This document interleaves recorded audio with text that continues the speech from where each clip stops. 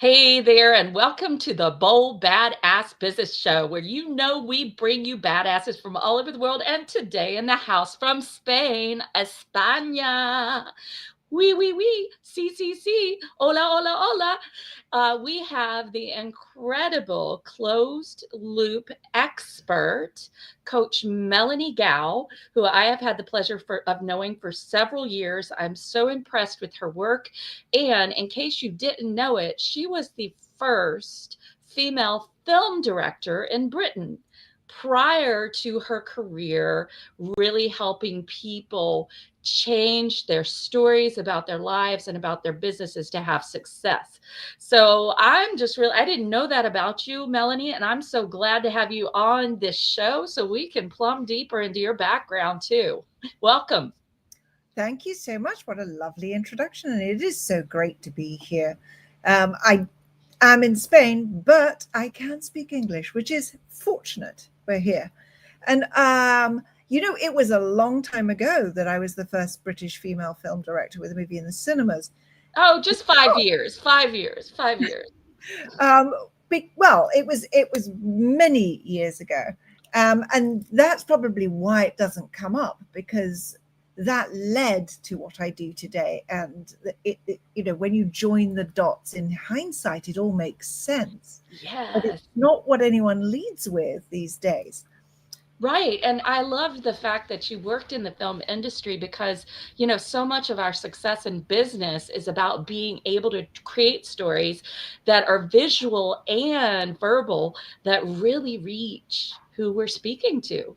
And more importantly, that are emotional, because what happens to us is unique to us, but how we feel about things is universal. And that's what I learned from the movie industry. I learned how to open, or what I call loops now. I mean, that's not what I call them, that's actually what they're called. But I learned to hook people. And as businesses, we need to hook people. When we're speaking, we need to hook people. We need to, especially in today's economy with all that attention that's so highly prized. Yeah. We've got to learn to do that. And I learned it from the movie industry. And I then also learned how to take people on an emotional arc. We had to understand characters.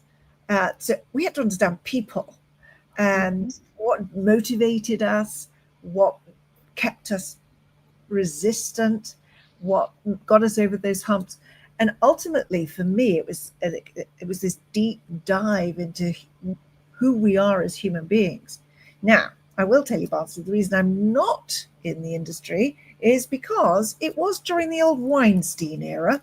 Tough crowd. And in actual fact, I became so fascinated by people and not by the film industry, and really what made us go. And that's how I ended up shifting my attention. I mean, after all, I'd already directed a movie, so I was like, done. I know exactly.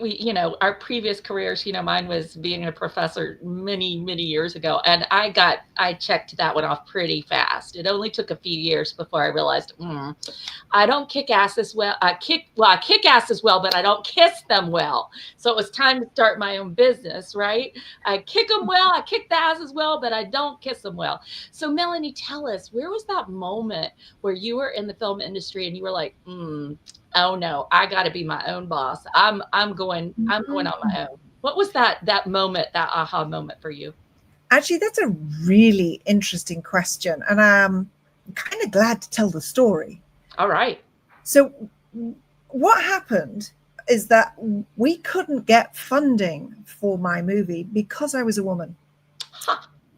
And this was back in the old days when you used to send your script through the post. And so I was like, hey, we'll just game the system. We'll call me Mel. Nobody will be able to tell that I'm not a woman. And we got funding. So I don't know what that has to say about life, but I got funding. And the interesting thing is it was such a slog. It took nearly 5 years from script to screen. And the hoops and loops that we jumped through, myself and my producer friend, to finally see my film up. I lived in London at the time, and it was at the MGM. It was in the MGM cinemas, and it opened the same week as I'm not going to be able to remember the name of it now. It was the most expensive film made at the time. Kevin Costner, Gills, Waterworld. I knew I'd get there somewhere. Yes. It opened the same week as Waterworld, which was the most expensive movie of the time at the time. And I watched the film, the screen go up with my credit, and was like, oh my God, I've managed to erase myself. And I will spend my whole life dancing this dance between being myself, being who I am with my talent and my skill, and erasing it by, I don't know, masking or being tougher or being a man. Yeah. And I that's when I went home and had a radical rethink about the whole thing. Did I want the battle of becoming getting the Oscar as a female director, which was my original 6-year-old ambition? Or did I want to live my life truly fully exploring what it takes to be an extraordinary human being? And the answer turned out I didn't want that battle. I wanted the adventure. I'll see, this is very powerful, and I hope you all are hearing what she's laying down here. There comes a moment where you ask, well, is that thing that I really envisioned when I was a kid that I wanted to be and do, is it really in alignment with who I am now at this point in my life? And do I want, as you call it, the battle of becoming? In the battle of becoming, do I want to be in a system that already requires me to mask my gender, right? And I get it. I did the same thing in academia, Melanie. And Barnsley, they couldn't tell male or female, so I would arrive at some of my interviews and they'd be like, because they were expecting a man. So I think it's so powerful that you took this experience and you turned it into an opportunity to really reinvent yourself through the work that you love. And, business is an evolution, right? Tell everybody a little bit about like how you started versus where you are now, because I think most of the time people see us after 20, 25 years and think they have it all made. But if they had seen us 25 years ago, Well, they always say it takes 25 years to become an overnight success, doesn't it? But right. I find our stories as women to be of multiple identities. Yep. We've got the usual ones when we become a wife and then we become a mother, and we have to just collapse everything we think about ourselves. And then we become a divorcee. And then we become a divorcee. Yeah. We've always got to get practice wheels under us. But if we're entrepreneurial, or if we're at all curious and inquisitive about life, we have so many inquiries that change who we're ever becoming. And mine was interesting in that I had my first son around about the time that the movie premiered, and then he turned out to be ill. But he was chronically ill, and so I stayed home, and I was going to make him better. And of course, I was going to make him better next week, and then just get back at it. Yeah. It actually took about 3 years. But when he did get well, I was sitting opposite a doctor then who said to me, I don't know what you've done, but your son is well. And I was like, I don't know I do know what I've done, but I wonder why it's worked. As I went into that health journey with him, I actually went into neurolinguistic programming. That had worked with him. Nutrition had obviously worked with him. But what we had really done was we had got his mind rewired. It was telling a completely different story.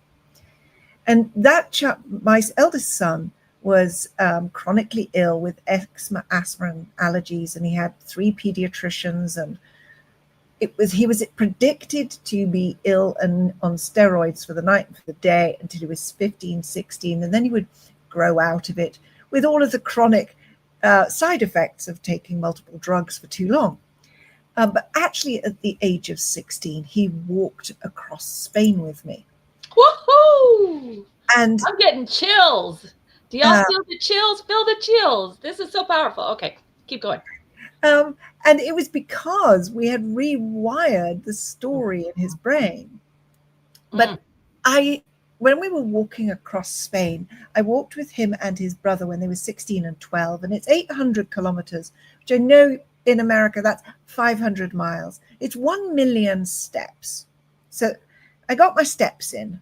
And was that the pilgrimage? Was that the up to Santiago de Compostela? Is that what Yes. you did? Fabulous.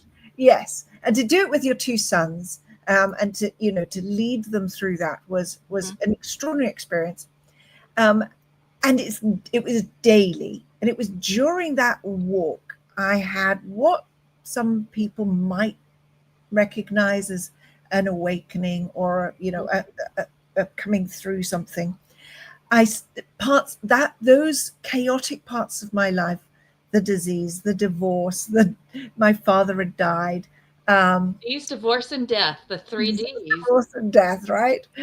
All of those things, I came through them really grateful for them, and with this absolute clear insight that narrative intelligence is what makes the change. And I'll tell you about a very specific time. You stay in these little hostels every night. It's first come, first serve. Everyone snores. You don't sleep. It's freezing cold for an hour every night. And then you get up the next day and you do it all over again by choice. But I found a little book underneath the mattress one night, and it happened to be the poem about two roads. Yes. And then I took the one less trodden. And the meaning I took from that poem that night was that you get to choose which path. Now, they'll both get you there, but one might be more interesting and one might be more conventional. The meaning I took from it was that I got to tell the story. And I, at that point, was sitting in the disease, divorce, and death. My entire life felt razed to the ground. And I could walk out of there with a bigger story to tell, or I could keep reliving that one. And that changed everything. And from there on in, I began to trust the narrative and the narrative intelligence. And honestly, my life changed. I was invited to give a talk, which became a TED Talk invitation. I was crowdfunded to produce a book. That book, I literally went on national speaking tour of the UK, sold out venues in big events, and literally walked into an international coaching business, working with people all around the world with the story inside their head that creates the story outside. So I work a lot with the future. Narrative intelligence is bi-directional. It's not just mindset that works on, getting your mindset right, and it's not therapy, undoing the past. It's literally creating the future. And it really fascinated me. And I love the way you put that, are we going to keep cycling what has been the story for the past, or the predominant stories of the past, which have created the results we have now, right? Or are we happy with the results now? And if we're not, then we need to change them for the future. We get to change the story that we're telling. And something I heard that you didn't say, Mel, was how important it is not to just trust narrative intelligence, but to trust your own narrative intelligence, that you know what feels right and what doesn't feel right. And it's your prerogative to take this little byway, or to go here, or to go to a dead end for a little bit. It's your choice. And I think so many people never, ever assume that responsibility for their lives. It's always like, oh, they did this to me. Oh, he left. Oh, so and so died. Oh, that, blah, blah. A lot of people never assume responsibility for their narrative. And there is, it's, both you and I have this experience of being in a cultural narrative, the professor or the movie director. I mean, who doesn't want those two things, all of the status and the kudos that comes with that? but there's a cultural narrative that we're all get caught up in, and it's being able to see through that, see your own in that, and if that takes you in another direction, having the courage to take that responsibility. The stories are so strong that they're strong enough to change your life in Mhm. almost instantly, but they're also strong enough to keep you where you are. And the interesting thing for me, Barnsley, we often think about Dr. Barnsley, sorry, we often think about those minds that are saying that person was at fault and that Mhm. person wasn't doing it. My mother is there, and I've lived my whole life with her. I always call her my greatest teacher. Mm. And I recently realized that our minds are not victims. They have zero interest in being a victim. But it's a perversion of a strength. It's that was our ability to understand somebody else's motive or to think from somebody else's perspective was empathy. It's how we created empathy and sympathy and community and how we learned to belong. But the story gets perverted and we end up not belonging or trying so hard to belong and trying that we blame someone else for not keeping us from what we want to do because we're just not clear that we're trying to belong and they didn't want us. Mm. Oh, now this is powerful. We were trying to belong and they really didn't want us. And it would be basically every day in that kind of environment for you, the being the movie director, for me in academia, it would have been beating my head against the wall every day, trying to get Yeah, from the margins in, right? And having to repress and suppress and depress my spirit, and it's just not tenable. So I love what you're sharing, and I think I that just got chills with you saying that. Yeah, yeah. we're not picked. We didn't belong. We weren't belonging. Weren't invited in. And we could have beaten ourselves against it. We could have masked. We could have bent. We could have shrunk to fit. Yes, And shrunk is a good word. we would have felt rewarded for it because somebody would have patted us on the head somewhere or Good girl. so small that we could slip between it all, but we would just be shrink wrapped. And so I see that desire to belong, and that creates this what we can sometimes identify as a victim mindset. But Which is a perversion of our who we're meant to be. Now you yeah, said shrink wrapped. I think you've got a title there, Melanie. Shrink wrapped? Shrink wrapped for success, and it didn't work, whatever, something. But I could totally, I love that image. It's fabulous. And this relates to what we're talking about today with stop looping and start winning in your business, because you and I both know when you're in maybe it's a corporate structure. In my case, it was the university. In your case, it was the movie industry. For other people, it may be a religious organization. Those of you listening, whatever it is, a hierarchical structure. Well, guess what? You're looping at some level if you feel like you don't belong and you're staying. That's a big O, open loop. So first of all, tell us what are open loops, Coach Mel. Tell us that, because we want to make sure we understand the definition. And I love your work on this, by the way. well, loops are actually primal. Now they are a word that was it's a metaphor, but it was actually applied in the 1940s, around about the Gestalt area. So that's the word it is. So it's not mine. I just using it. But what actually was trying to describe was it's a foundationally primitive thing that our brain does. Story is literally how our brain stores all our experiences, makes meaning of them, and then pulls from our experiences. But originally what happened is that a loop would open, and it creates a cognitive tension that means we can access it and make decisions from.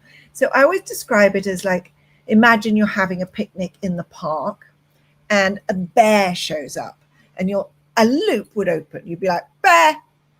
And then if you lost sight of the bear, you wouldn't go, oh, gone. You'd be like, shh, am I going to be dinner? Mm-hmm. And you'd have this loop open where it would be like, where's the bear? Can I hear it? Did I see it? Is it Yeah. coming for me? That loop is literally how we hold information that we can keep accessing. Now, what that actually meant, of course, is that it protected us, but it also how we grow, Mm-hmm. because that's how we could join dots. It's how we could stack experiences. It's essentially how we got to the moon. So loops protect us and grow us. And just knowing about them means that we have more cognition about them. The interesting thing is that we are now often anesthetized to our awareness of them, because we're in productivity and habits and discipline and consistency. But attention, that hook that we started out talking about, which we all need to know, that hook is a loop opening. And that in our world today has created, or we live in a world where those hooks are created at an exponential rate. You can imagine every social media post we watch opens. A And loop.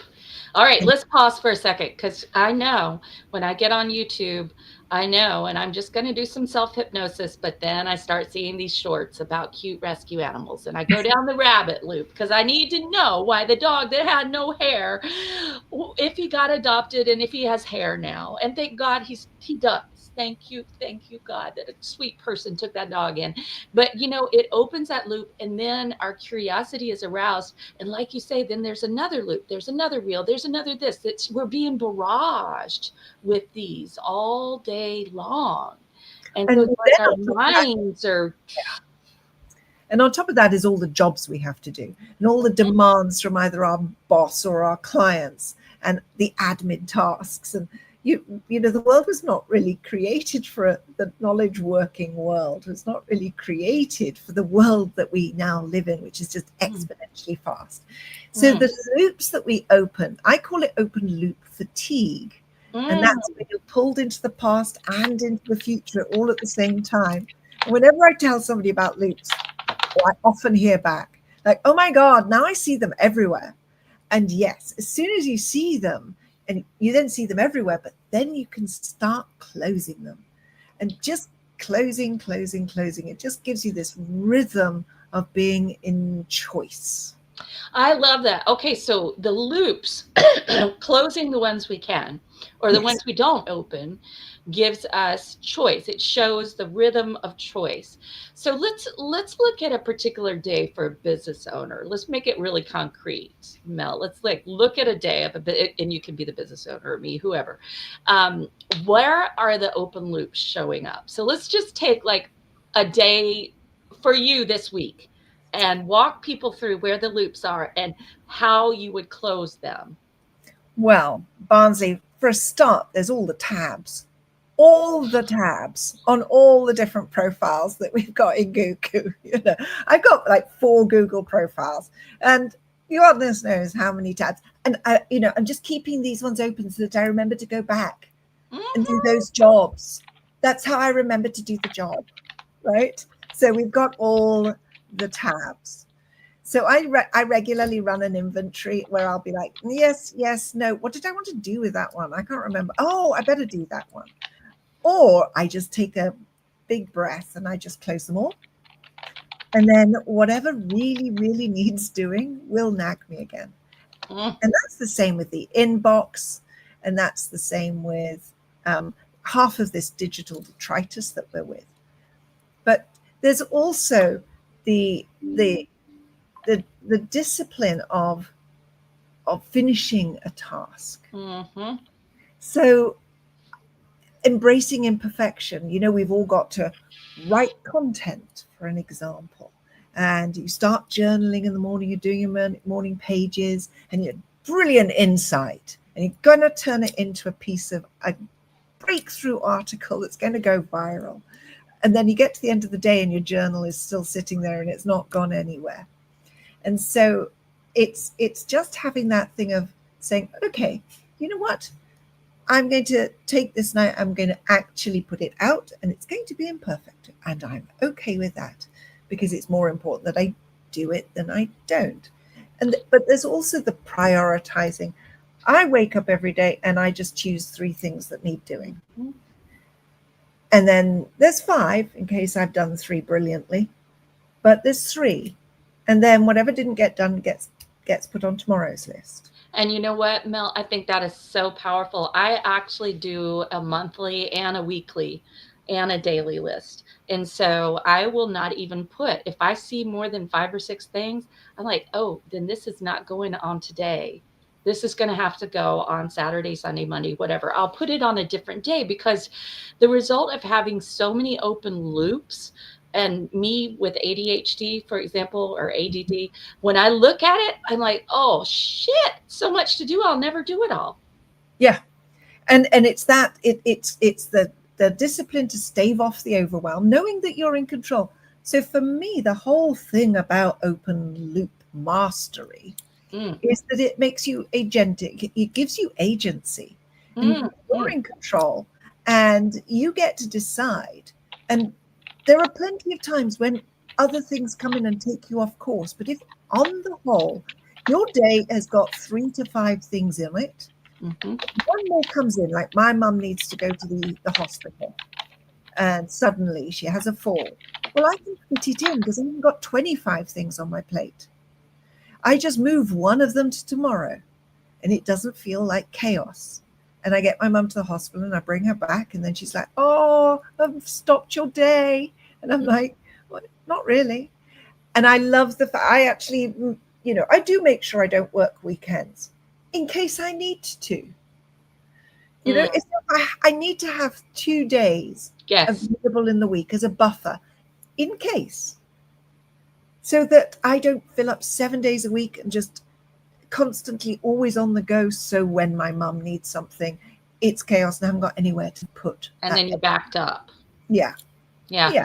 I love what you're saying because I have been doing a lot of reading on deep rest and Mm. actually have been bringing that into my mastermind program where we're doing deep work and then we're having some periods of deep rest. Oh, beautiful. And that is so important because open loop fatigue is real. I put it up in the chat. Open loop fatigue is real. When we look at the amount of just even getting your passwords right in life and making sure things are updated and whatever, even things that are supposed to be so simple to do. I had 3 little tasks this morning that should have been very simple and they took forever, largely because they had been automated through Aha. systems. Yeah, bad systems. Anyway, but point being that open loop fatigue is real, and especially for business owners who Mm. are starting out and needing to do pretty much everything until they can hire or feel Well, ready. and then they have to manage. So Yeah. it's a shift. Yeah. And the other thing I did learn, well, there are 2 things I learned. One from the movie industry Mm-hmm. was the value of projects. So project has to have a beginning and an end. So anything that I can projectize, and that might be by creating false deadlines. Mm-hmm. It's like this comes to an end on this day. But this, projectizing is great for launches. You just know it's a launch and it needs these jobs doing in this specific time, and you pace yourself for that time and you build in the rest, the deep rest. So projectizing is a great way of, if you have to push through or if you have to have a period of huge activity, also know when that activity stops or that period stops and build in the rest. And that's where I learned the second thing that's on the Camino. You have to walk about 30 kilometers a day. What's that? 20 miles, something like. Anyway, it's a lot. It's a lot. It's in the heat, and it was more than I could walk. But I'm one of those people who come on, got to get to the end. Let's set off and we'll do this. And I'm very determined. I finish things. I get stuff done. Go ahead and say it. You get shit done. It's totally fine to say it. I actually put it, it's funny, I put it in the description with an asterisk. I think Beautiful. put it. Yeah, yeah. And there, what would happen? I got blisters. I had to sew these blisters every morning and leave thread in them so that they could ooze out all as I walked, so they wouldn't stick to my socks. And it's just rough, right? And then I would just be just in no shape by the end of the day. And somebody taught me, I don't know who it was, but I had to have a rest day, like day 5. I was like, we had to take a day off for mum. She had to put her backpack on cabs and send it ahead and that sort of thing. Said, learn to rest or you'll have to give up. Mm. And I was like, ooh, well, I can't afford to do that. I'm leading my 2 sons across. Oh. And I learned that I could do about 10 kilometers before my mind was trying to push me to do more. And my body was just like, nope, we're grinding to a halt. And I would rest 20 minutes, half an hour. And the weird thing is I got to the end of the day pretty much the same time as anyone else. And that was the extraordinary thing I learned, is you'll get there and pretty much the same time as anyone else. And it'll be in the right time, because you'll be in great shape and you will get there. And so I learned to rest or I'd have to give up. That's powerful. And as a coach of mine would say, there's a reason why staircases have landings.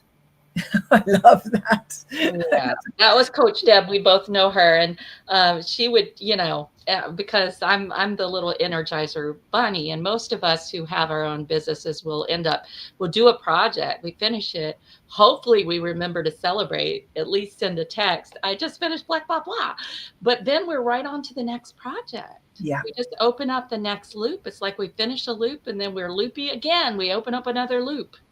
Well, and you can never get to loop 0. No. So there's well, we don't want to, do we? No. We can get there, but it's underground. Well, that's true. Or in an urn, right? And we still don't know if that a new one we doesn't don't know. But that's probably another big open loop, actually. We could go on that journey. But the fascinating thing about the celebration is that's integration. Mm-hmm. And when we don't, you and I are those type A's who, are like, done, next. We're always the next summit. But on a mark, let's go. Right. And I think, we grew up at a time when there was glass ceilings and super women and, all of those metaphors. But I've certainly learned that celebration is not a soft skill. It's absolutely essential because it's literally integration, and it rewires your brain in terms of neuroplasty. It rewires your brain to understand what success, how you created the success. And for me, I'm like, it reminds you the story of how you got there. So, yeah, I don't know how we got on celebration. That's amazing. Celebration is not a soft skill. It is integration. So true. And because celebration marks completion. Yes. Yes. And even if it's imperfect, that's great. Just it's out there. But completion, and we so rarely, I think, do those completion rituals. A completion ritual could be as easy as, like, I have these funny buttons over here that I can press. Not the easy button. I have one that actually curses. I have some different one. I have one that laughs. I have, so you can just hit the button, and it's like a completion.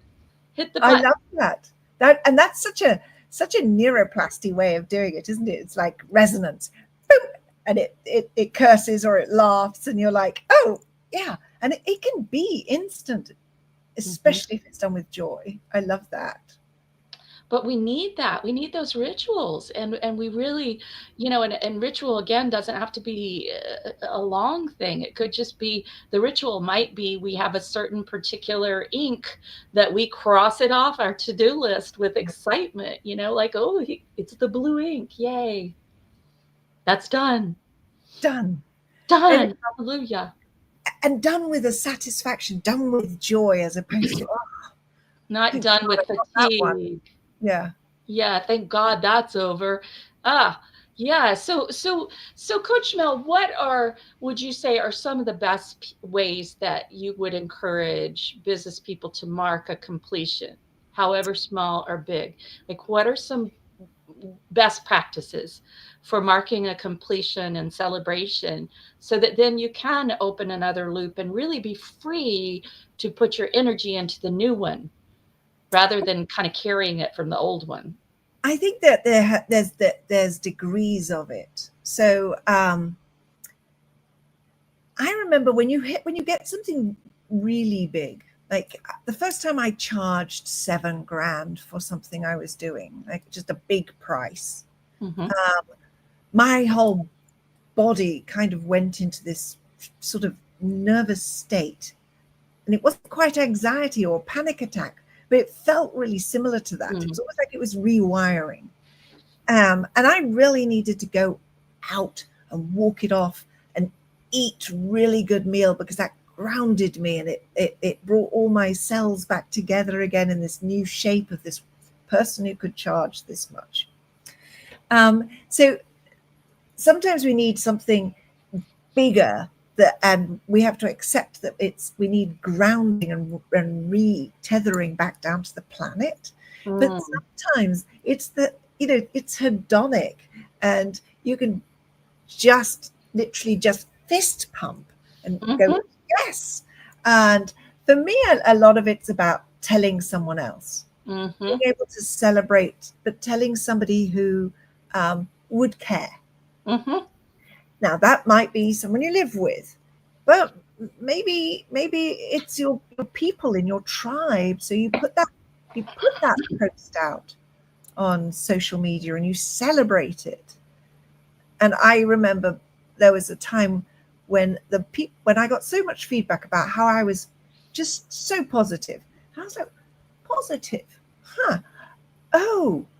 Oh, it's not because I'm saying everything's roses. It's because I'm celebrating. Mm-hmm. Have this rose-colored view of the world that I thought they meant when they said positive. It was that I celebrated. I celebrated the day. I celebrated this, something that went well. I celebrated somebody else's beautiful dress, things like that. So for me, it's part of it is sharing, because that's, you get the celebration in and you share it out. And Uh, it inspires someone. We don't yes, just share it for us. We actually, this is in my program. I love that you're talking about this because anytime anybody has something to celebrate, they text it to everybody else. And when it's an income thing, we yeah, have names for each other. So one of my clients is Ms. Moneybags. So whenever she puts something up there about, yay, $1,500 just came in today, I like Miss Moneybags strikes again. And I'm Bountiful Barnsley. So they'll put Bountiful Barnsley is on the loose. But we have fun with it. But it's so good to see somebody else cheer us on. It's yes, so fundamentally important yes. in business. And there's no competition in that. There's no kind of like, oh, they took it away from me. There's no Right? scarcity in it. It's It's beautiful. about excitement, and when one rises, all rise. That's what it's about there. I love this. So those of you who are listening, what are you taking away? I've seen people coming in and out, but what are you thinking about that's an open loop in your life? And you don't have to think about the biggest one, like I'm estranged from my aunt. No, don't choose that one. But choose something. Maybe it's a phone call you need to make, or maybe it's a bill you need to pay, or maybe it's a refund you need to ask for because somehow they didn't refund it. That was my part of my day today. So whatever it is, what can you do today that is a small action that could close that loop? Right. And the other one that is, so there are the productivity, the productive ones, the job that gets done, the easy tick the list off. But the ruminating ones, the Hmm. greatest one, that the greatest insight I can give there is, if you find yourself running a story through your head, even if it's one of those ones of like, hmm, they said something, I wonder what they meant by that, or Mm. that one did that. If you find yourself trying to puzzle something out, or you don't know what you should be doing, because should you do this or should you do that? Just notice that you are what we call looping. And no, the reason you loop is because you're looking for a better story. That's literally, the brain wouldn't loop if it already had a great story template to run on. You run most of your life on your experience and the meaning you've taken from it. If you're looping, it's because one of the stories is not working anymore and it's looking for a new one, a better one. That is incredible. I love that. Otherwise, you wouldn't be ruminating. You wouldn't be pondering it over and over unless you were trying to figure out a way to solve it, which Yeah. comes from a better story. So let's make it concrete. What would be an example of that for everybody? Well, I'll tell a story, Tell a interestingly. story. That's great. Tell us a story. So I went for breakfast with my mum the other day, and I don't text her as much as she would like to be texted. And so there's many bad daughters like me. Oh, yes. It's either calling, texting, writing thank you notes, whatever. It's never going to be enough, right? Right. That's how it is with our moms. So she was gently bringing it up with me. And she had the story. She had the story like, you don't care. You don't respond. All I get is an emoji. I just get the crumbs of your You don't life. love me. Underneath there is the you don't love me, blah, blah, blah, blah, blah. And eventually it becomes, and you've always been like this. Oh, God. You'll never change. And it's just like you're a massive disappointment to me in my life. And I sat there and I said, or you did a terrific job with your daughter and made her independent and able to go out into the world and really make changes and do things that were unimaginable to you. And you've done this great job. And it just means that she doesn't have as much time, or she gives you that it's not that she's busy. Yeah, busy is the word. But not busy because she's careless. Busy because you created a woman who could work and create in the world. Okay, did you tell her that? I said that to her at what did she say? And she went, wow, I can live with that. Yeah, I love that. And the beautiful thing about that, Barnsley, is we've had a power struggle for the longest time, but I moved my mum to near where I am, and so I see her more regularly. So she's at the beginning it was very difficult. That conversation changed our relationship because she dropped all of that. What she was really trying to do, she's trying to find an explanation for why I didn't answer, but she could only come up with one that was mean. Yeah. And that made her a victim. Yes. And she kept going through it because it wasn't good enough. As soon as I gave her a different story, was that she was a great parent and she'd made an incredibly independent woman who traveled the world and built something. She was like, oh, that works. And now this is great. I'm taking this. I'm taking it. I am taking it, Mel, because I had a sort of acerbic email from my mother who had sent a check for somebody who was having a really hard time, who she knows and I know. And, I haven't seen him to give him the check. And I don't know his new address because he was flooded out of his house, right? So she's writing this whole acerbic thing about, well, I guess people just don't know how to thank people anymore and blah, blah, blah. It just went on and on. And I just sent a message back. I was about to get really angry, but I was just, no, let's just be factual. I sent her a message back. I said, Mom, I haven't seen him to give him the check. He doesn't even know you sent it. And suddenly there's the story. Yeah. And now the world isn't mean and ungrateful.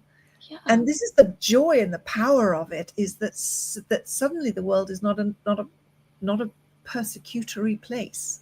Exactly. Nobody's out to persecute us, or, nobody's even really thinking that much about us. I'm convinced, really, truthfully. Yeah. It's that old one with the road rage, isn't it? Somebody cuts you off and you're like, ah! And you could think these things about them being a terrible driver and how they're just monsters. Or you could go, they're running late, or somebody. I always used to sit there in the car and go, I really hope somebody isn't in hospital that they're trying to Yeah. rush. Right. It's just that, isn't it? It's the reframe. It's seeing it in a different lens, and it's that beautiful thing of when you notice it, it's just go, oh, I'm looking for a new story. I wonder what would be a more helpful story. That's a wonderful, wonderful thing to bring up is what would be a helpful story? What would be a better story? And in transformational leadership, we call it what would be a forwarding story. It's going to move you forward rather than keep you stuck or move you into the past. So I think this is so powerful. And when we take your counsel and we reframe, then we're freed. If we Yes. reframe Yeah. to a better story, then we can stop the rumination, stop the worry, stop the judgment, and just be Yeah. free. Have And the our energy interesting back. thing is, it works even if it's not true. So this is a funny story. Oh, that's fun. Well, I was walking down the street outside, going to coffee with my youngest son, just like a couple of months ago, and some guy comes past. I suspect it was probably drunk or something, but either way, he said something really rude to me. And my son turned to me and said, "What did he say?" And I said, "He said I looked beautiful in my dress." And my son looked at me and went, "He did not." I went, "But in my mind, he did, and that's all that matters." That's all that matters. I love that. So you And I was reframe. consciously When telling people are myself, trying to be horrible, just reframe it as, yeah, whatever. well, That's and even if he fantastic. was horrible, and he was rude, but Yeah, I could carry the rudeness with me, exactly. You or don't have I to could do that. just create a whole other story. And That's his mess. Why pick up his nastiness and meanness? Well, I know it's my favorite time now as we wrap this up, Mel, and you've given us so much to think about. I've put a number of things up in the uh the chat over here about some of the things you've said. And I really hope those of you listening who listen after even it's live, write down in the chat a loop that you're going to close. Just give yourself a little accountability and put a loop, a small one, right, that you're going to close and go for it. Because that's the whole point of the Bold Badass Business Show is we want to give you the no BS tricks to make your business successful and so you can be successful. And I really do believe that fundamentally, just like you say, Mel, the story we tell ourselves is going to determine whether we believe we can do something and we do it or we stay stuck. So you have something fabulous to give us, right? And everybody get your pen or pencil and write down this address because this is where you're going to find the gift that is going to be revealed in just a few seconds. And that is bit.ly free from Dr. B, which is DRB. So again, you're going to go to bit.ly free from Dr. B, DRB. Put your name and your email in there. Pop into the freebie vault. Look at all the VIP sponsors. Get their stuff. They're amazing at the top. And scroll down. Pick out those gifts that interest you the most. They are all there, and my guests have come and given their time, and they're giving you things that can change your life. So that being said, Mel, what are you giving to the listeners? well, I just want to say, I think it's so generous of you, Barnsley, to get to bring all these resources and make them always available in a vault, so that every time somebody goes in, there's a little treasure chest. And maybe last time they were in there, they didn't think that was useful to them, but at this time they go in and something speaks to them that they missed last time. I just love the way you do that. It's not just like, here, take it, and if you don't get it this week, you're done. Yeah, you have one day. It's beautiful. When I was thinking about this, I thought, what would be something that somebody would give them a skill for life if Mm-hmm. they just understood it. So it's a workbook. It's not a lead magnet that will just give you an insight or a checklist. It is a workbook. So it is something to do with your deep work time or your deep rest time or morning journals or something like Mm, that. But it walks you through the loop mastery nice. framework and the loop intel. So it's a little bit it's fun. I've got a quadrant, which is Hmm. the Loop Mastery quadrant, and it's got fun way of understanding the dynamic between the fear and curiosity and the growth and protection and the little creatures that live in our minds. Oh, I can't wait. I got to go. I'm going to go get it now. Oh, we better finish the show first. Right. So you'll get that understanding of how the brain, these four, literally we Mhm. loop in four ways because there's four foundational drivers, and then there's a little step by step that will walk you through how to spot one and how to solve it. And once you've done it once, you start to be able to do it on the run. I forget that it can take you 20 minutes to go through this workbook, 20 to 30 minutes to go through this workbook, but that actually once you start seeing it and start practicing it, you can start doing it almost instantly because the mind is that fast. It Mm. can change in an instant. So And the mind is sick of your open loops, right? well, Everybody, your mind is like sick of your open loops. So I know mine is. It's like, those open loops are kind of like big cesspools that you can step in at any moment in your life. And why carry those cesspools with you? Uh, it's like those magic hula hoopers who could have hula hoops going Mm. around their wrists and their arms and their heads and their Yeah, the legs, and Cirque du Soleil crowd. like hundreds of those going around. Yes.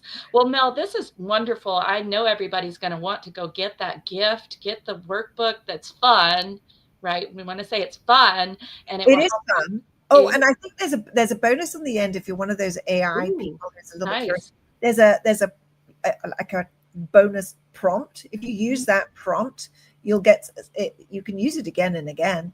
You put that into your favorite AI, and it will give you your. It'll actually understand your narrative, the Ooh, narrative underneath what you're doing.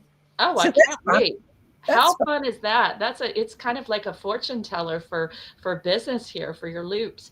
Fantastic. And everybody remember that is available along with thousands and thousands of other gifts right in the Bold Badass Business Freebie Vault at bit.ly/free from Dr. B, free from DRB. All right.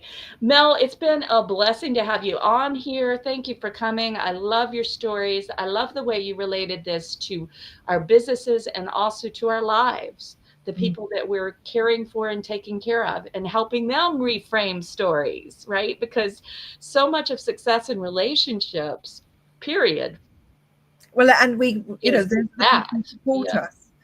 You know, Right. Is helping people reframe when we see someone in victim state, right?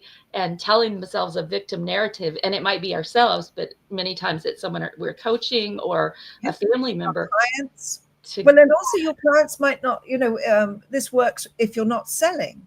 You're right. because you're. It's not because they don't want what you've got. It's because the story they're telling themselves is stronger. Yeah, You their story is I can't afford it, I'm not good enough, whatever. not So got. I think, Yeah. yeah, I think this is very powerful to it can be used in enrollment conversations to help people get at the story that's been running the show. And I always like to say, who's going to win? The big you, the big powerful you, or the you that believes X? The shrink wrapped you. Yeah, the shrink wrapped you. And that's got to be like a blog post at least. The shrink wrapped you. How to have success in business. Anyway, Mel, it's been great to have you here. Thank you, Dr. Everybody, maybe today you don't feel like a bold badass in business. Because, guess what? There's some days that, let's just be real, they are suck. Some days in business just suck. Other days are fantastic. Most days are fantastic, but a lot sometimes can be bad and are hard.